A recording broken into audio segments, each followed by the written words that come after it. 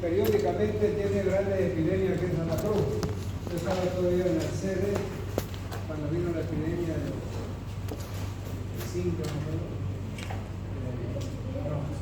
2005, y 300.000 pacientes tuvieron dengue en Santa Cruz. De eso más o menos 10% fueron hemorrágicos graves y muchos murieron. Y después que vino la OPS, OMS a darnos un asesoramiento para ver la mejor forma de prevenirla, me dice, ya vamos a ver en la prevención, el consejo que dio la OMS, porque me dijo, de aquí unos 6, 7 años va a venir otra oleada, me dijo, otra epidemia, pero más del 50% va a ser el dengue hemorrágico si ustedes no hacen lo que le decimos, que nosotros vamos a ver cuando veamos la parte de prevención. Muy bien, vamos a comenzar entonces. Aquí tenemos que el dengue es una enfermedad infecciosa causada por el virus del dengue, ocasionado por mosquitos dengue. Entonces ella nos da agente etiológico y vector, cosa que está prohibido porque nuestro esquema es agente etiológico. El primer tema de la estructura de la exposición. Entonces, es un virus llamado virus del dengue, no es ni bacteria, ni protozoo, ni es parásito, es virus. Pertenece a la familia de las Flaviviridae, vector Aedes aegypti, especie dengue. Entonces, este es un arbovirus, ¿no? El género de la familia es Flaviviridae. Entonces, tiene algunas características que la vamos a ver de este mosquito. Primero, que la hembra pica de día, vive en los cachones, pica de día y utiliza agua limpia, diferente del anófeles, del paludismo, que le gusta la agua turbia, la agua de los charcos, la agua de los canales que no limpia Johnny Fernando, ¿no? Entonces, vamos a ver algunas curiosidades que pueden ser interesantes.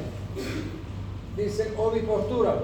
Cada 72 horas, cada 3 días, pone huevo la hembra en los lugares de agua limpia.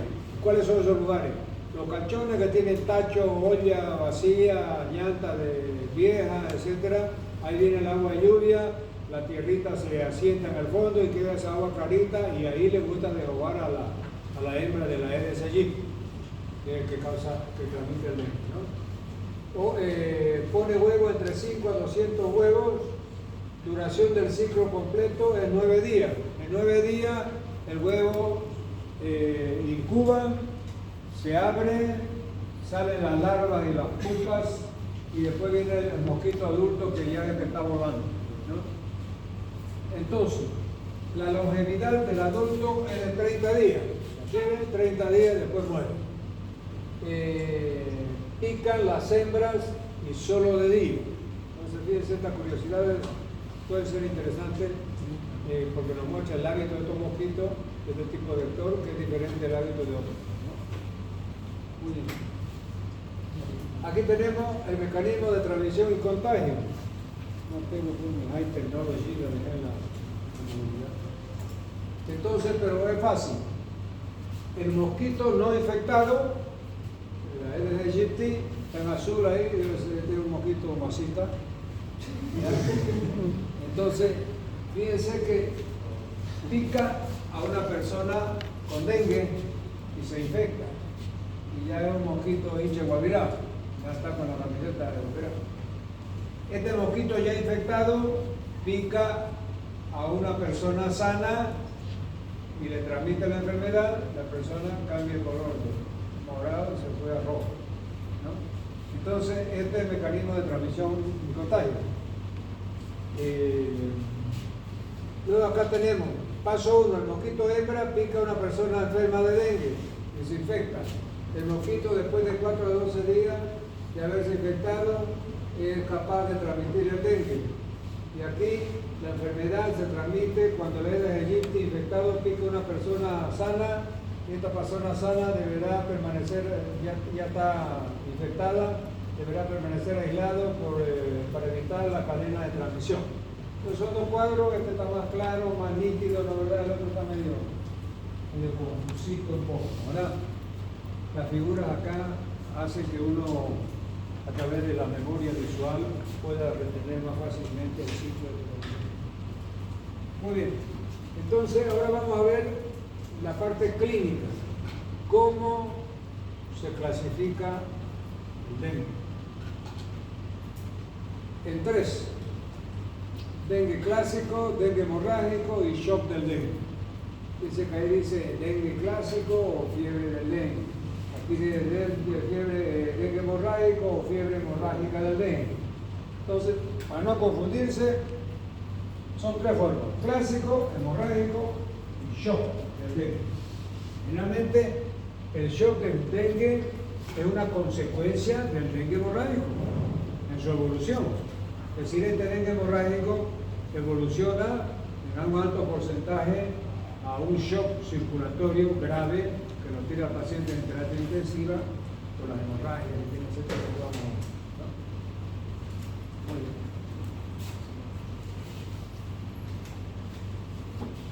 Ahora aquí tenemos la sintomatología del dengue clásico y del dengue hemorrágico.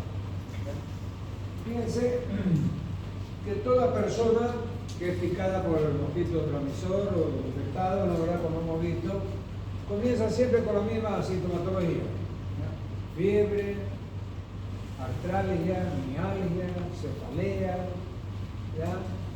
Y generalmente esta sintomatología clásica del dengue clásico, en una semana, máximo 10 días, pero alrededor de una semana, 10 días, mejora la fiebre, mejora las artralgias, mejora la mialgia, y el paciente tiene dolor retroocular. Eso es mucho, en forma figurada, dice el doctor: me duele la semilla de los ojos, ¿no? Es la sensación que ellos tienen, que el ojo tiene una semilla y que adentro del ojo es el dolor y que lo sienten en la parte posterior del cerebro. Entonces aquí dice: cuando una persona padece dengue por primera vez, tiene los siguientes síntomas: fiebre alta, dolor musculares, mialgia, articulares, artralgia, dolor en los huesos, cabeza, cefalea, dolor en los ojos, semilla de los ojos, como les decía. Algunos enfermos pueden presentar sarpullido. Este sarpullido me suena mal, ¿no? Objetivamente, porque es una palabra muy vulgar, muy común, ¿ya? En medicina aparece mucho en los textos españoles, forma parte de la lengua castellana, ¿no? Pero dentro del léxico, la terminología médica, nosotros, los médicos, utilizamos más erupción, rash, R-U-S-H, que es una palabra inglesa, pero que ya está castellanizada. Entonces, es muy frecuente, ustedes van a ver todas las enfermedades virales, en su gran mayoría, no digamos todas, pero en su gran mayoría tiene una fase donde aparece esa erupción. Por eso es que en medicina infecciosa ustedes van a estudiar enfermedades eruptivas, sobre todo en pediatría, ¿verdad? Todas esas enfermedades virales, en algún momento de su evolución, tienen ese exantema, ¿ya? Que son muy parecidos, por eso es difícil diagnosticarlo. Es decir, el radio del dengue hemorrágico, después vamos a ver la rubeola, el sarampión, es decir, todas esas enfermedades eruptivas es bien difícil diagnosticarlas cuando hay una coincidencia de que están en plena epidemia, ¿no es verdad? Y se juntan una con otra. Bueno, entonces teníamos que ese famoso sarpullido es más un exantema que agarra tronco, brazos y piernas. Bueno, puede haber sangrado de encía, oído, etcétera, pero ya esto es más en el hemorrágico, ¿ya? Pero puede haber una sangradita de las encías, gingivorragia, ¿ya? Estos síntomas se empiezan a presentar entre los 5 y 8 días. Los primeros días posteriores la picadura y puede durar de 3 a 7 días. Fíjense entonces, alrededor de una semana, acá habla de que permanece esa sintomatología del dengue clásico, y ahí después del 7º día ya comienza a bajar la temperatura, comienza a disminuir la artralgia, la mialgia, y el paciente se recupera. Pero ya fíjense que el clásico, a partir del 10º día, 7º, 10º día, la fiebre comienza a hacer picos mayores, comienza a aumentar, 40, 41, 38 de frío. Las artralgias y la mialgia, ni se diga, también comienzan a aumentar. Y ahí lo más preocupante es que comienzan a aparecer signos hemorrágicos. Entonces ustedes tienen que estar ya bien familiarizados con la terminología médica, porque ustedes cuando vayan al internado tienen que hacer la historia clínica y tienen que poner pues los términos médicos. Nosotros tenemos una terminología propia, ¿verdad? Entonces, fíjense, vamos a pasar. Gingivo, raya, encía, ¿no? Sangrado de encía. Después tenemos epistaxis. Sangrado nasal.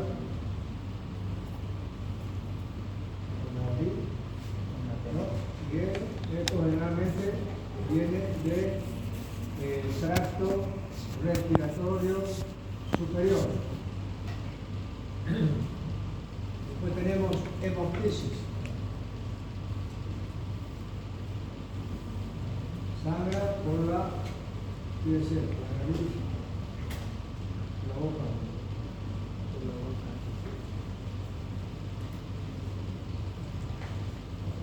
Viene del tracto respiratorio inferior. Después tenemos hematemesis.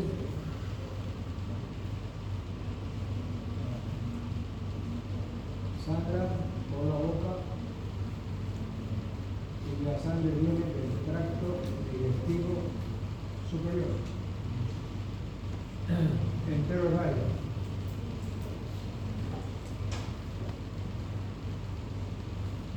Sangra también por la boca y la sangre viene del tracto digestivo inferior.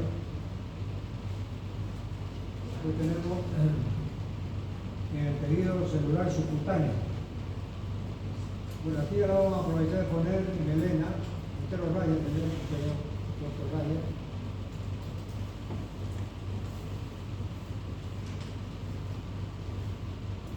Sangra por el ano. La sangre viene aquí. Tenemos melena,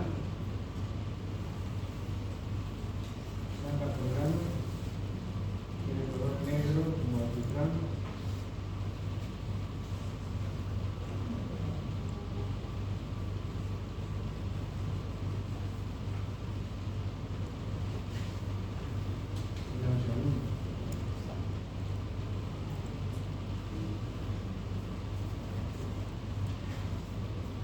Después tenemos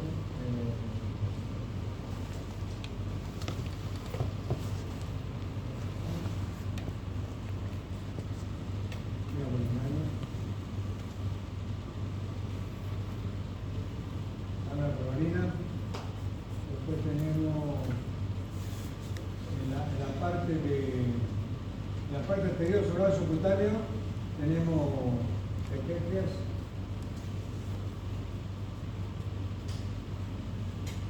Equimosis, púrpura, y hematoma.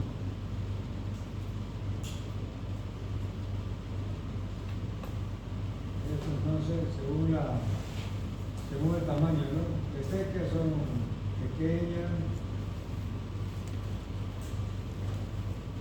Estas son medianas. Mayor que la mediana. Estas son ya los hematomas, son grandes hemorragias.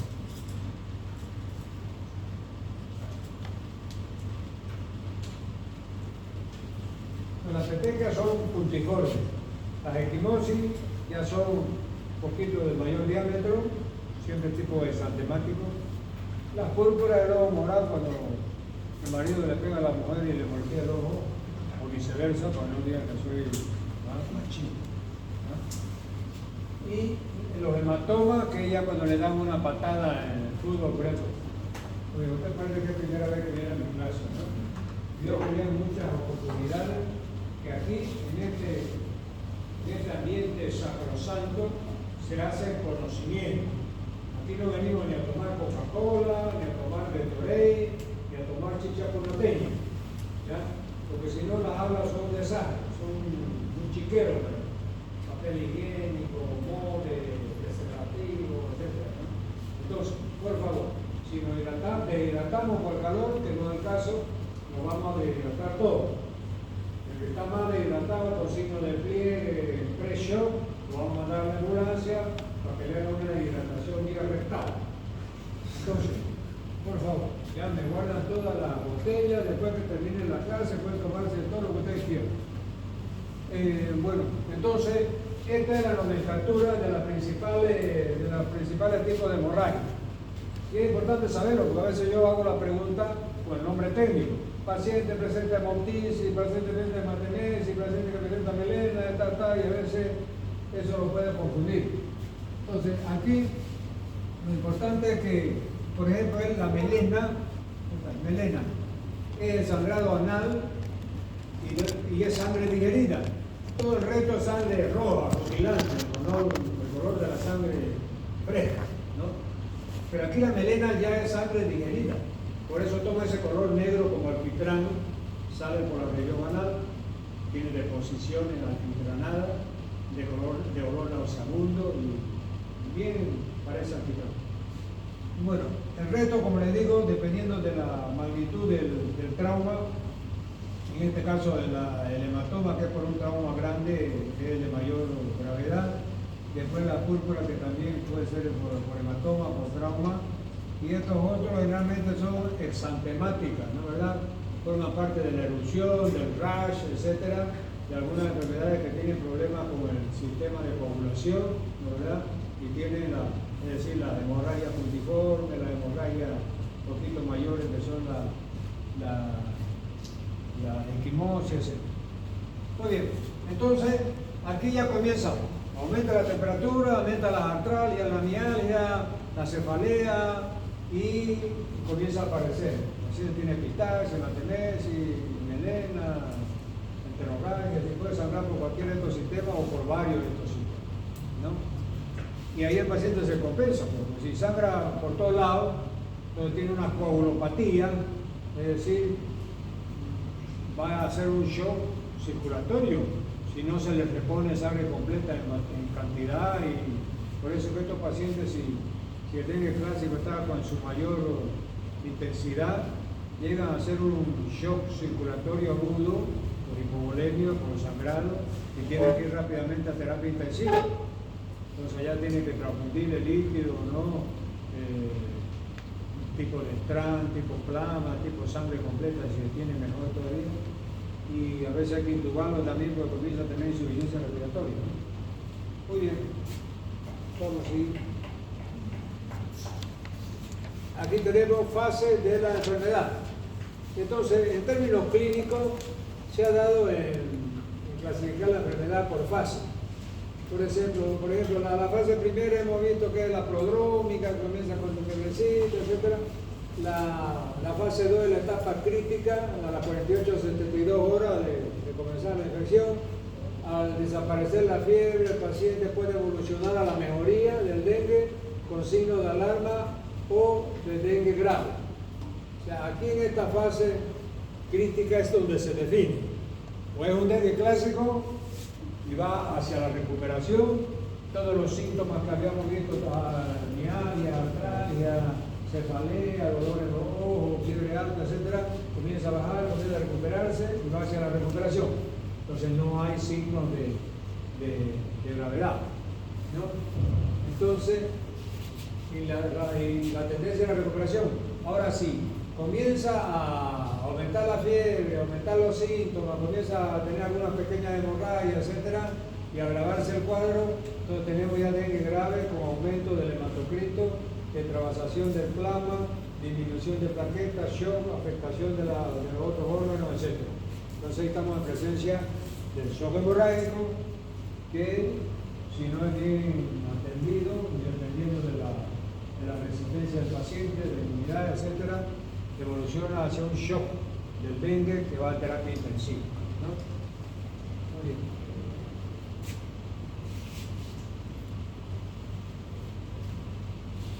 Características del dengue nuevamente. El clásico, fiebre repentina, dolor intenso. Mialgia, artralgia, dolor en los huesos, cefalea y dolor en los ojos. La famosa semilla de los ojos. Nuevamente, para grabarlo, lo vuelvo a repetir. Criterios de gravedad del dengue hemorrágico. Entonces aquí fíjense esos criterios de gravedad que ya nos lo dio medio, una confusa, ¿no? Medio cortita. Aquí ya nos lo va catalogando en 4 fases. En la primera fase, grado 1, fiebre acompañado de síntomas generales, no específicos. La única manifestación hemorrágica es una prueba del torniquete positiva. ¿Qué quiere decir? Hay una prueba que se llama prueba de Rumpel-Litz. L-E-E-D-S. Rumpel-Litz. O sea, es como el garrote que se le pone al paciente para buscarle una vena, por ejemplo. A veces, sobre todo a la mujer o a los niños, ¿no? ¿Verdad?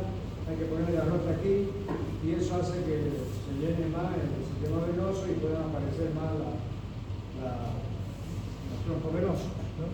Entonces, aquí, por ejemplo, hay una capilaritis que hace que se pone el torniquete de una persona, bueno, después de un cierto tiempo puede aguantar el torniquete sin ningún problema.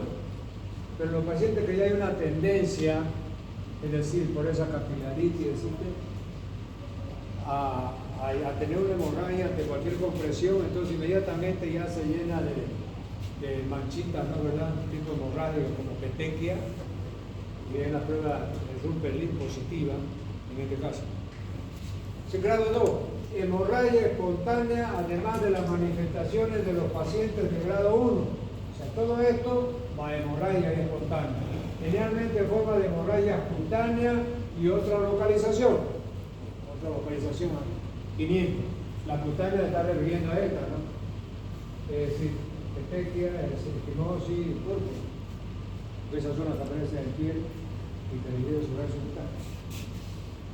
Grado 3, insuficiencia circulatoria que se manifiesta por pulso rápido, o sea, hay una aumento de la frecuencia, ¿no? Hay taquicardia, pulso rápido y débil, tensión diferencial, disminuida, 20 milímetros de mercurio o menos. Entonces nosotros sabemos que la presión arterial media es de 100, máxima 120, mínima 80, presión arterial media 100. Aquí fíjense que esta puede estar en 20, da un presión o hipotensión con piel fría y húmeda y agitación. Ahí ya está entrando el shock. Hipotensión, más presión, más piel húmeda y fría, entonces es mal augurio, ¿no es verdad? El paciente comienza a quedar agitado porque falta, el cerebro comienza a tener anoxia, entonces hay agitación del paciente. Y el grado 4, shock profundo, con presión arterial y pulso imperceptible. La presión cae hasta 0 por 0, entonces es el preludio de la muerte. Esa es la letalidad del dengue hemorrágico, con sus 4 criterios de gravedad, ¿no? Nuevamente, el grado 1, fiebre, grado 2, ya comienza con una hemorragia dérmica, ¿no? De epistaxis, como es de petequia, de equimosis. El tercer grado ya comienza a haber hemorragia franca y la presión arterial media baja hasta 20 milímetros de mercurio, siendo que es 100 milímetros de mercurio, ¿no? Y ya hay hemorragia en varios sistemas, el paciente ya está agitado, con taquicárdico, con piel fría, hasta llegar al grado de shock, está chocado, la presión cae en 0 por 0, y ya tiene el preludio, ¿no? de un desenlace fatal. Aquí vamos a ver signos de alerta del dengue nuevamente, ¿no? Fíjense que insiste en eso porque el médico tiene que estar de ojo en un paciente con dengue, porque no sabe si va a evolucionar hacia la curación en el lapso de una semana, a 10 días máximo, o realmente va a pasar por las etapas del dengue hemorrágico más dengue, shock del dengue, ¿no? Entonces nos debe alertar algunos signos, como el dolor abdominal. El médico también queda en la duda, ¿no? Porque hasta ahora era problema circulatorio, problema de temperatura, ¿no? comienza a haber una dolor abdominal, ahí también el médico dice, ¿será que es una patología aguda abdominal, no, verdad? Tipo apendicitis, sí, ileocondritis. Entonces, dolor abdominal, vómitos persistentes, sobrecarga de fluidos, sangramiento de mucosa, letargia, o sea, está medio dormido, no contactúa bien con el medio externo, aumento del tamaño del hígado mayor a 2 centímetros. Entonces, hepatomegalia, mayor a 2 centímetros, letargia, sonolencia, lo mismo. Sangrado de la mucosa, ya hemos visto, y hemorragia, ¿no? Se puede sangrar también la conjuntiva, ¿no? En todas partes de la mucosa. Sobrecarga de fluido, o sea, ¿qué quiere decir? Si se le está transfundiendo fluido y no hay un balance hídrico, puede que ya hemos visto, hemos visto de que el balance hídrico, cuando está dentro de una terapia intensiva, lo primero que veo es una hoja grande donde dice balance hídrico. Entonces ahí la enfermera tiene que medir todo lo que entra y todo lo que sale. Es decir, cuánto de suero le pusieron, cuánto de plasma, cuánto de sangre, qué volumen de líquido fue transfundido, y después se calcula la cantidad más o menos padrón y estándar por materia fecal. Por orina sabemos que se pierde normalmente y está orinando bien. Está bien hidratado, tiene que orinar alrededor de 1.4 litros en las 24 horas por día, ¿no? Entonces todo eso y tiene que cuadrar, o sea, lo que entra tiene que ser igual a lo que sale, porque si entra mucho se encharca, puede pasar aquí. O sea, si lo que entra es mayor que lo que sale, va a haber un encharcamiento del sistema circulatorio. Y si lo que entra es menor que lo que sale, se va a deshidratar, ¿no? ¿Verdad? Entonces, todo eso hay que registrar. Vómitos persistentes, también hay una exfoliación tanto de líquido como de sodio y potasio. Hay otros pacientes que vomitan mucho, es decir, comienzan a tener calambre y todo por hipopotasemia, ¿verdad? Dolor abdominal, también ya es un cuadro, puede ser por electrolitos bajos, etc. Esos dolores abdominales. Laboratorio, ¿qué nos va a mostrar un laboratorio? Un aumento del hematocrito conjuntamente con la rápida disminución del contagio de plaquetas. ¿Cuánto es el hematocrito normal? ¿Se acuerdan de fisiología? ¿Se han cruzado conmigo? ¿Cuánto es? ¿Cuánto?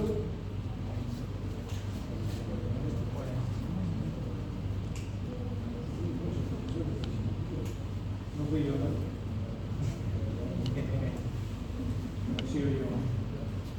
Es alrededor de 45 en el hombre, ya alrededor de 40 en la mujer, ¿no? Entonces, si el hematocrito aumenta, ¿qué quiere decir? El periodo líquido, ¿no verdad? Plasma o sangre completa. Entonces, se concentra. ¿Pues qué es el hematocrito? Es la proporción entre la parte líquida de la sangre, que es el plasma, y la parte sólida, que son las células sanguíneas. Entre ellos, en los glóbulos rojos, que son un mayor volumen de células, son 5 millones por milímetro cúbico, y los glóbulos blancos son de 6.000 a 9.000 por milímetro cúbico. Y después está la proteína, ¿no? Que es poca también. Entonces, si aumenta el hematocrito, quiere decir de que ha disminuido la parte líquida y ha aumentado proporcionalmente la parte sólida. Si se pierde el líquido, entonces un hematocrito que era de 45%, o sea, vamos a poner, entonces el hematocrito normal está alrededor de 45%, aquí es sangre, y esto es suero, ¿no? Esto es suero.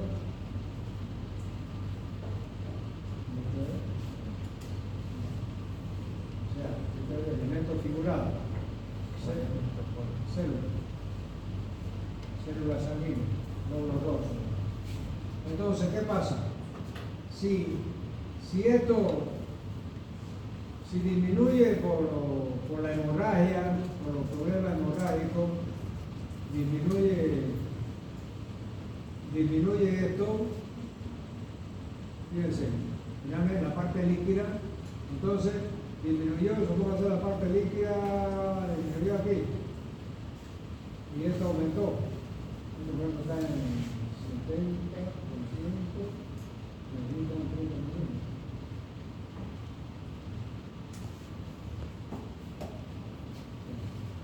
El aumento de los hematocritos, hay una hemoconcentración. O sea, aumentan las células y disminuye la parte líquida que es el suero. Entonces, si pierde sangre, es decir, la sangre básicamente el suero, el líquido que está perdiendo, también glóbulo rojo, la verdad, pero va acompañado de fiebre, hipertermia, la hipertermia hace transpirar más. Ustedes han visto que una persona cuando mismo en fisiología, por ejemplo, cuando hacemos la comparación de una persona en reposo, vemos que son 2000 ml que entran de agua por la alimentación, después 300 ml por metabolismo de alguna hidrato de carbono, proteína, da 2300 la ingestión. Y la pérdida da, por ejemplo, por la orina 1400, casi litro y medio. ¿Ya? Después hay la materia fecal 300, después viene perspiración insensible, o sea, pérdida insensible por piel, pérdida insensible por la respiración y llega a 2300 también. Entonces, cuando es 2300 que entra y 2300 que sale, quiere decir que hay un balance hídrico normal, ¿verdad? En el caso del hematocrito, el paciente crítico que está con dengue hemorrágico, está perdiendo sangre y la sangre puede, fíjense que el porcentaje de líquido es enorme. En esto, por ejemplo, normalmente tiene 55% de líquido y 45% de células sanguíneas.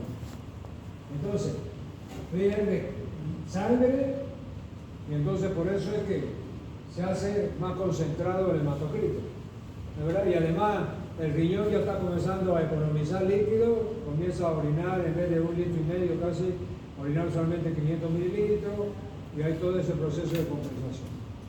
Bueno, entonces los dos signos laboratoriales que podemos aprovechar en un examen rápido es que el hematocrito, ¿qué va a hacer? Disminuye el hematocrito. Aumento del hematocrito, lo hemos visto, o sea, hay hemoconcentración. ¿Y qué disminuye? Las plaquetas. ¿Cuánto es el valor normal de la plaqueta? Con pasar y van disminuida tenemos el control normal. 75.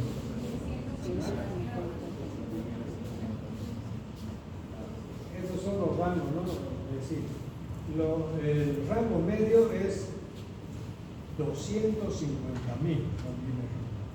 Nos podríamos agarrar de 200.000 a 350.000, yo propongo hasta 400, es exagerado.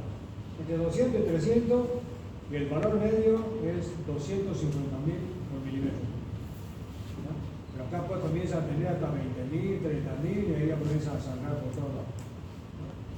Entonces, plaquetopenia.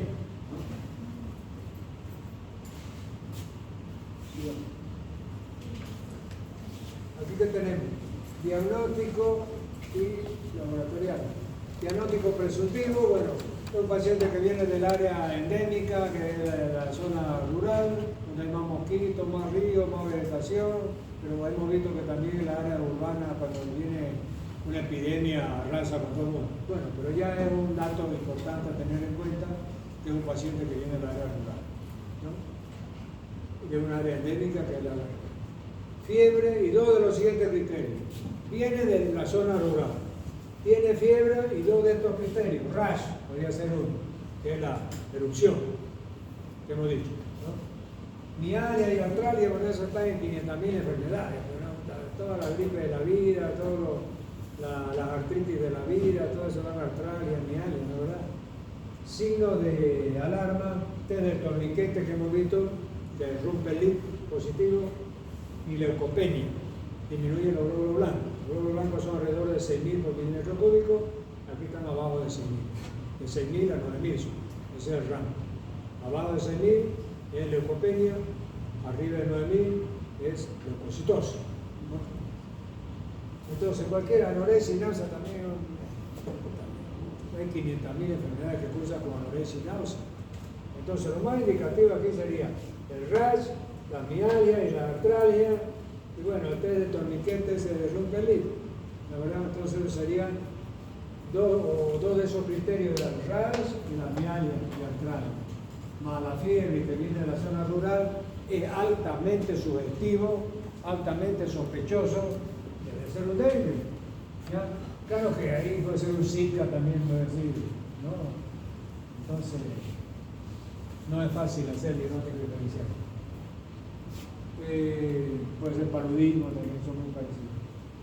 Dengue diagnóstico. Virales, mayor uso del día 0 al 5.º día. ¿Ya? Virus se identifica en cultivos celulares, inmunofluorescencia directa y PCR. Entonces, si yo le pregunto cuáles son los laboratorios que hay que medir para hacer diagnóstico de dengue, entonces 3 hay. Primero, el que es más completo, más caro también es un cultivo. Hemocultivo, que sacarle sangre y mandarla a cultivar 5 días, por lo menos demora, y ahí ya viene si se han identificado el virus. Cultivos celulares es lo mismo, pues, ¿no? El cultivo que hemos dicho. Inmunofluorescencia directa, hay directa e indirecta. En el dengue se usa más la directa y la PCR. Entonces ustedes podrían ponerse más en el cultivo, que es lo que se hace en toda enfermedad viral, pero a veces 50% de los cultivos por lo menos, a veces hasta más, dan negativo, y a veces tienen virus. Pero a veces hay que asociarlo, si hay duda, hacer primero un buen laboratorio, que tenga un equipamiento de última generación, que tenga anatomopatólogo y bioquímico bien formado, con bastante experiencia, porque eso es importante, ¿no? Ustedes por ahí tire cultivo, antibiograma, y viene cualquier cosa. Entonces, y la PCR, que es la prueba que se ha hecho mucho durante el COVID, ¿no, verdad? La prueba de la polimerasa, una prueba molecular, que era cara, es cara. O sea, me acuerdo en el dengue comenzó con 1.200, se podía hacer la prueba y se le llegaban 24 horas después el resultado. Después vino el test de ELISA. El test de ELISA se ven los anticuerpos, IgG y IgM. Eso costaba 300, 400 en el laboratorio particular. Y después ya vinieron los hisopados nasales, se llama rápido, 100 bolivianos, 80, ya en cualquier esquina, en cualquier kiosco hacían ya la PCR. Se volvió un comercio, ¿verdad? Pero Johnny Fernández compraba y traía, no sé si lo revendía, ¿no? Pero en el Capódromo lo hacía gratis. Pero había particulares que por su cuenta, había en la farmacia, en la puerta de las grandes farmacias, hacían hisopado nasal, se recuerdan, ¿no? Para el COVID. Y el mismo, es decir, esta PCR también, pero para este tipo de enfermedad. Hay PCR para dengue, hay PCR para COVID, entonces. Pero es común, o sea, la técnica es la misma, pero la identificación del agente etiológico es otro agente etiológico, pero la técnica de la PCR es la misma. Muy bien, sigamos. Aquí, diagnóstico laboratorial del dengue nuevamente. ¿Qué dice? Detección del antígeno NS1, detección positiva de los antígenos IgM. Entonces, fíjense que el test de ELISA, que se hacía en el COVID, detectaba la IgM, que es la que aparece primero, que sube primero, y la IgG, que aparece después cuando ya está terminando la vida del virus, ¿no, verdad? Entonces, si usted por ejemplo tiene el examen IgM aumentada y IgG normal, quiere decir que está en pleno periodo de estado del dengue en su caso. Y si es al contrario, la IgM está normal y la IgG, la que está aumentada, está en el periodo ya de recuperación de la enfermedad, o sea, pasó ya el periodo de estado de que está recuperando. Entonces, estas son las pruebas basadas entonces, por eso es que, aprovechando que ya son más familiares, entonces yo le voy a pedir ELISA y PCR, igualito con el dengue. El ELISA con los anticuerpos y la PCR, es decir, con la detección molecular, ¿no, verdad?, del virus de la sangre, a través de la prueba de la polimerasa. Hay otros también anticuerpos, que ya son más fragmentados. Eso aquí. ¿Y ya que decía? Ahora vamos a ver la prevención. Entonces, la prevención es bien parecido a lo que yo les hablé.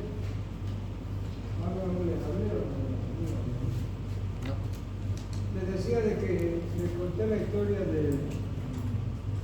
al comienzo les dije de que la OPS vino y nos asesoró y después de esa primera epidemia de dengue de 300.000 personas, de que tenían que hacer esto que lógicamente ya se sabía, no era misterio para nada, pero que aquí no se hacía de rutina. Una vez al año se hacía destrucción de criaderos, uso del herbicida y uso de insecticida. ¿Cuál que es? El mosquito,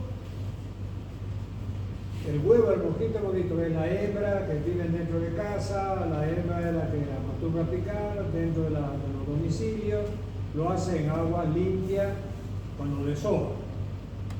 Al desovar, cuando eclosiona el huevo, sale la larva y la pupa. Entonces aquí está, ovo, esto está en portugués. Ovo es huevo, ¿verdad? Entonces aquí tenemos larva igual y pupa es otro estadio intermedio entre larva y mosquito adulto.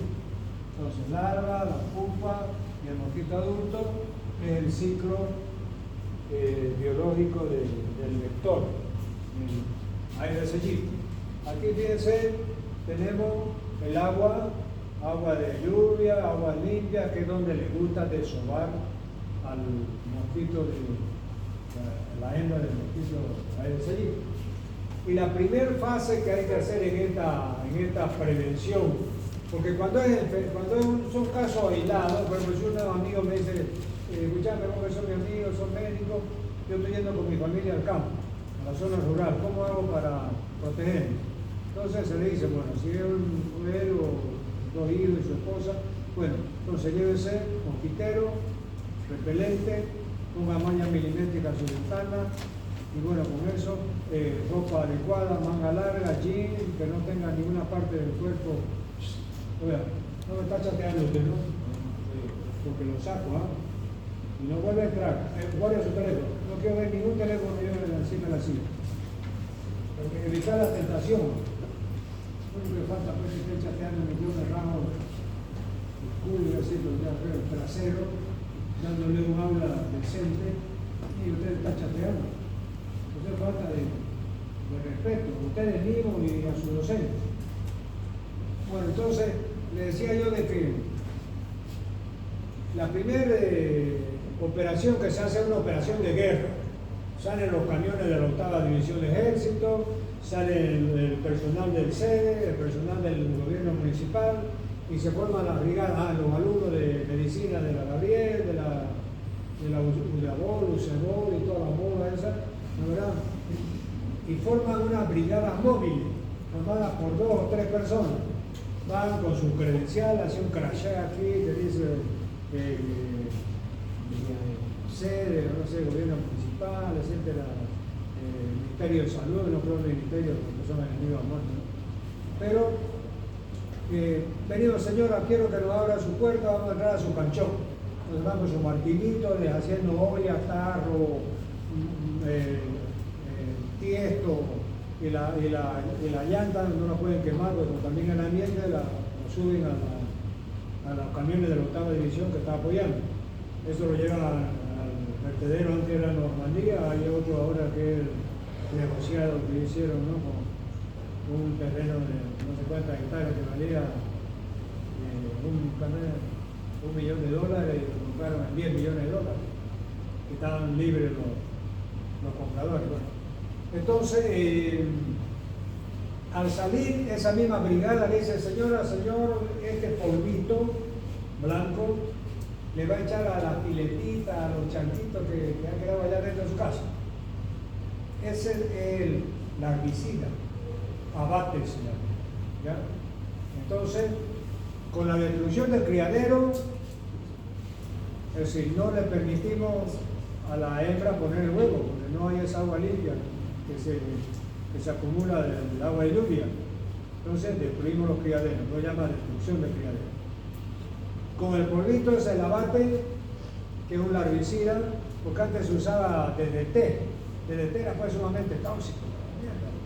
Mataba 5 fumigadores y se morían 3 mosquitos nomás.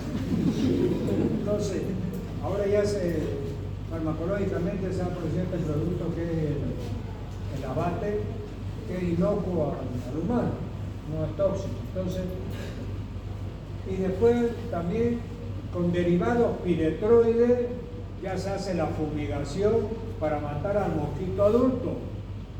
Esos derivados piretroides son pulverizados en maquinitas que llaman máquinas LECO, que están montadas en una camioneta doble cabina del gobierno municipal y del sede, y que van fumigando las plazas, los parques, los condominios, ¿no? Entonces, con eso se mata el mosquito adulto.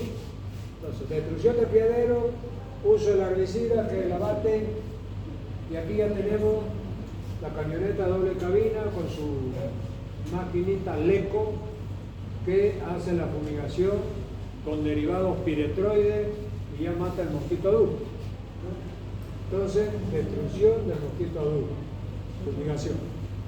Entonces, esas son las 3 etapas, y eso hay que hacerla por lo menos 4 o 5 veces al año para evitar que venga otra epidemia tremenda, como esa de en 2005 de violencia, y por recomendación de la OPS, y ya ha dado resultados, ¿no? Porque la epidemia no ha sido tan fuerte, y el porcentaje de dengue hemorrágico también no ha sido tan grande, gracias a este tipo de prevención.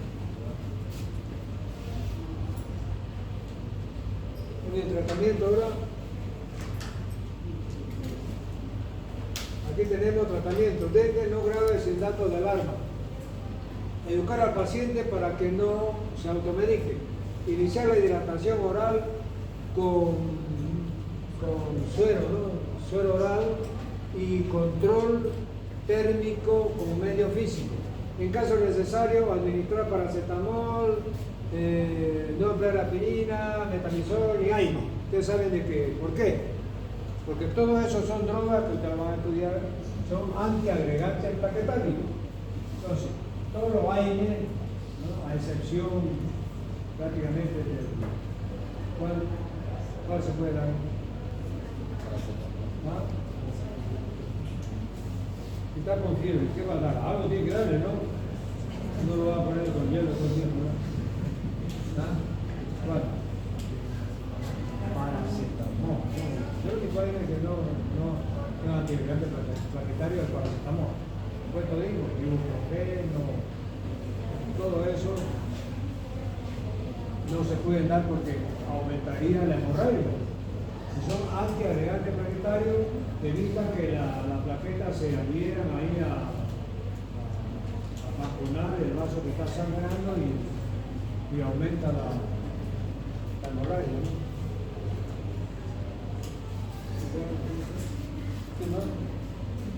Evitar la administración intramuscular de medicamentos de uso de esteroides, inmunoglobulina y antivirales que puedan complicar el cuadro clínico. Claro, porque muchas en su desesperación, no sé qué, usan antivirales, usan antibióticos, o sea, antivirales, inmunoglobulina y esteroides. El corticoide tiene su indicación precisa. Son drogas mágicas los corticoides, porque el corticoide es el máximo exponente con efecto antiinflamatorio que existe. Pero usted no lo puede dar en cualquier proceso inflamatorio porque tiene sus contraindicaciones. Porque los diabéticos no pueden tomar corticoides, porque aumenta la glucosa, ¿no? solamente para darle un dato, pero hay otra patología que también está contraindicada el corticoide. Entonces, por eso es que si nosotros comenzamos a dar corticoides, inmunoglobulina, es decir, antivirales, que son carísimos, es decir, vamos a quedar yesca y no va a actuar nada en mitigar la infección por dengue. O sea, aquí ya el dengue tiene su medicamento, solamente su paracetamol para la piel. Y ahí lógicamente un sostén, si ya comienza a sangrar, si comienza a bajar la presión, hay que hidratarlo, si ya comienza a sangrar lo más importante, hay que transfundirle sangre completa, y ahí generalmente a veces se escapa de la mano y va a parar la terapia intensiva, ¿no? O el shock circulatorio, que ya lo hemos visto. Entonces es un tratamiento especializado, ya que se le hace terapia intensiva, ¿no? Al shock del dengue. Y ese es el último, ¿no? Muy bien, Roberto, y un bizcocho hasta mañana a las 8.